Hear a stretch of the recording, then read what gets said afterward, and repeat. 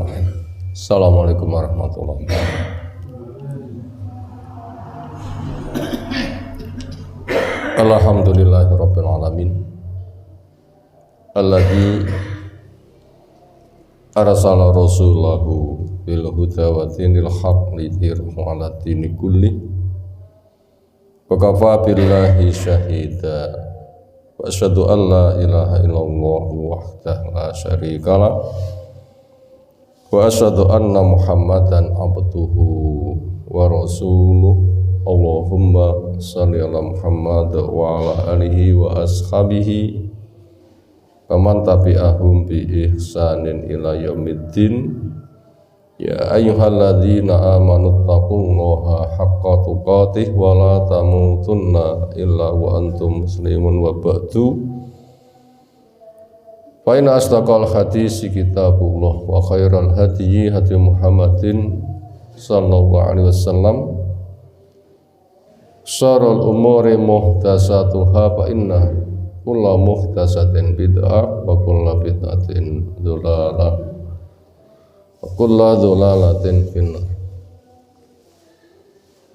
Ayol ikhwah akraman subhanahu wa ta'ala, insyaallah kita masuk hadis yang ke-251 dari 1000 hadis hafalan. Temanya kepedulian Rasul kepada umatnya. An Abi Hurairah Abdurrahman bin Sakhar Ad-Dawsi radhiyallahu anhu anin nabiyyi sallallahu alaihi wasallam annahu qala ma min mu'minin, tidak ada dari satupun orang Islam illa kecuali wa ana saya Rasul aulan nasi, manusia yang paling peduli kepada dia di dunia wal akhirah, entah di dunia maupun di akhirat. Iqra'u in syi'tum, bacalah bila mau, firman Allah Ta'ala, yaitu an-nabiyyu aula bil mu'minin min anfusihim. Nabi SAW lebih memiliki kepedulian terhadap masyarakat kaum muslimin daripada mereka peduli kepada dirinya sendiri. Ini persaksian disampaikan Abu Hurairah dengan disilahkan membaca ayat. Berikutnya dari pesan Nabi SAW, ayyuma mu'minin, mana orang Islam, taroka malan, ketika meninggal punya warisan harta, fal yarisu asobatuhu, maka silahkan asobahnya, keluarganya yang bisa menerima warisan sampai habis untuk mewarisinya, mankanu, siapa yang ada dari keluarganya. Fa in taraka dainan, ketika dia meninggalkan hutang, au dhayan, atau kondisi berat menyebabkan orang merana, faliyati, ini silahkan dia datang kepada saya, wa ana maulahu, saya orang yang akan membantunya. Rawal Bukhari, meriwayatkannya Imam Bukhari rahimahullahu ta'ala. Apa saja pelajaran yang bisa kita dapat dari hadis di atas? Soalnya akan kita lihat beberapa poin. Pertama, tugas Rasul. Yang kedua, kepedulian Rasul kepada umat. Yang ketiga, sikap umat yang nasibnya mendapatkan perhatian.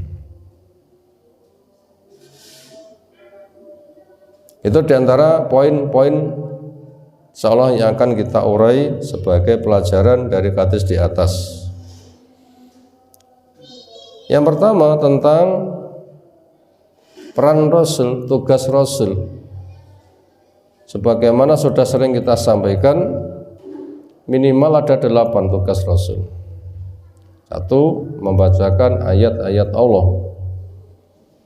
2. Menjelaskan tafsirnya.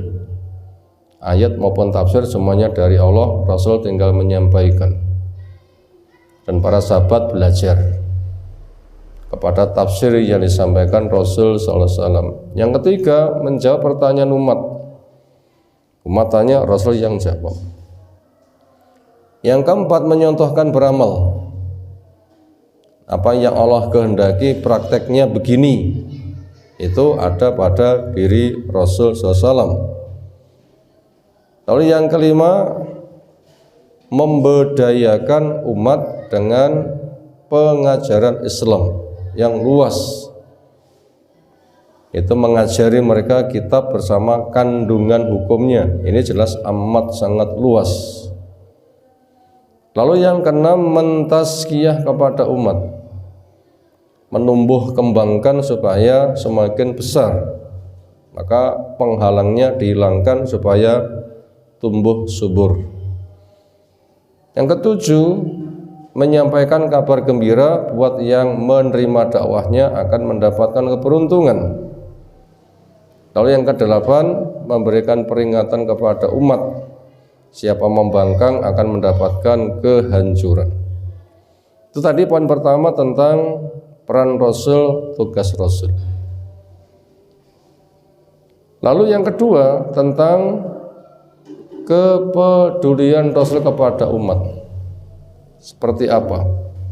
Jawabnya, Allah mengutusnya sebagai rahmatan lil alamin.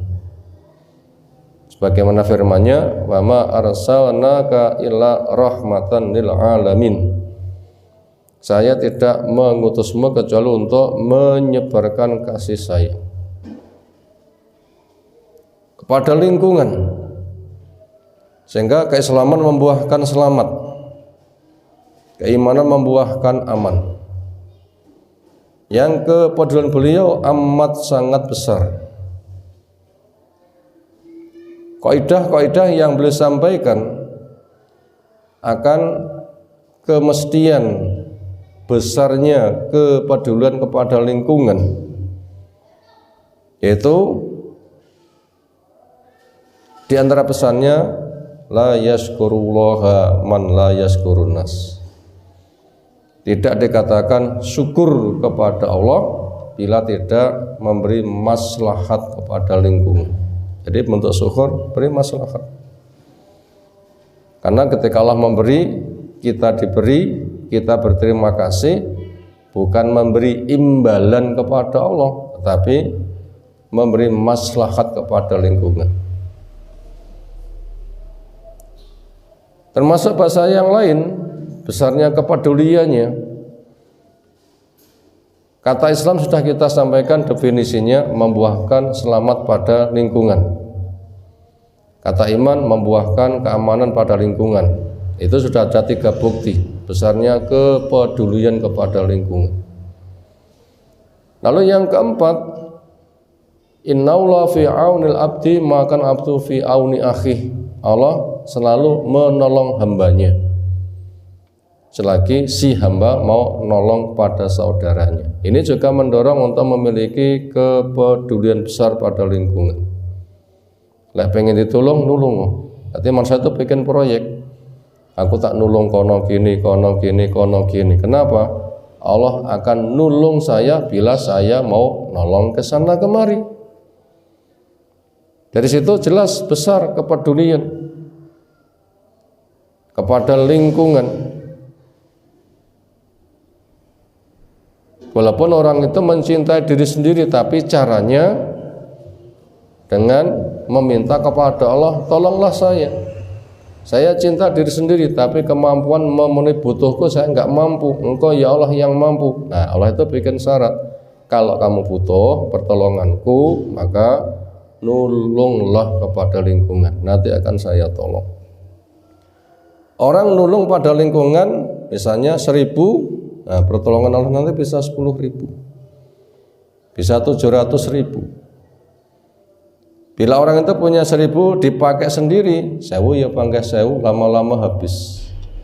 Tapi bila ia gunakan untuk modal peduli kepada lingkungan, itu nanti berkembang biak menjadi 10 kali, 700 kali.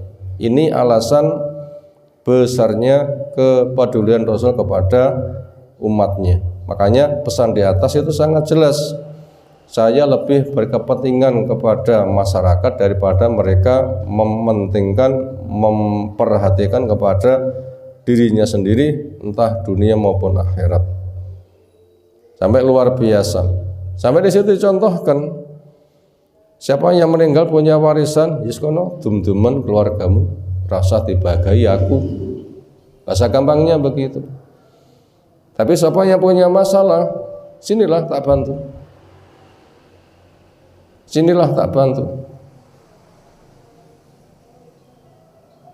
Dan cara membantu Nabi SAW bukan semata dari pribadi, dari Baitul Mal, tapi juga mengerahkan kaum muslimin. Secara pribadi Nabi membantu. Ketika memegang Baitul Mal, bila ada diambilkan. Dan ternyata juga menggerakkan kepada masyarakat. Jangan dari Nabi saja, jangan dari Baitul Mal saja. Lah kamu juga butuh peduli. Makanya ketika Baitul Mal itu sedang kosong isinya, ada orang mati meninggalkan hutang. Beliau diminta untuk nyolati. Ketika tanya, ternyata belum terlunasi. Sehingga dikatakan, salatono deh. Nabi nggak mau nyolati. Ini bukan untuk menghinakan, bukan Nabi untuk cuci tangan, tapi Nabi hendak menggerakkan kepada umat. Mentolotoh kamu, dulurmu nggak disolatin Nabi. Maknanya bantu pelunasan dia. Sehingga ketika Nabi bertanya, wis lunas, wis, nanti mau nyolati. Ini juga menggerakkan kepada masyarakat, pedulilah. Jangan nabinya saja, jangan Baitul Malnya saja. Tapi masyarakat pedulilah. Nabi peduli, kamu sebagai umatnya pedulilah, digerakkan umat. Itu tadi keterangan poin yang kedua tentang kepedulian Rasul kepada umat luar biasa. Lalu yang ketiga, bagaimana sikap umat? Jawabnya, teladanilah Rasul. Pertama, pelajari perilaku Rasul. Kedua, syukurilah kamu mendapatkan pelajaran dengan perilaku yang baik. Rasul itu sempurna. Lalu yang ketiga, bentuk belajarmu, bentuk syukurmu, maka wujudkan dengan kenyataan. Nah, perilakumu seperti Rasul.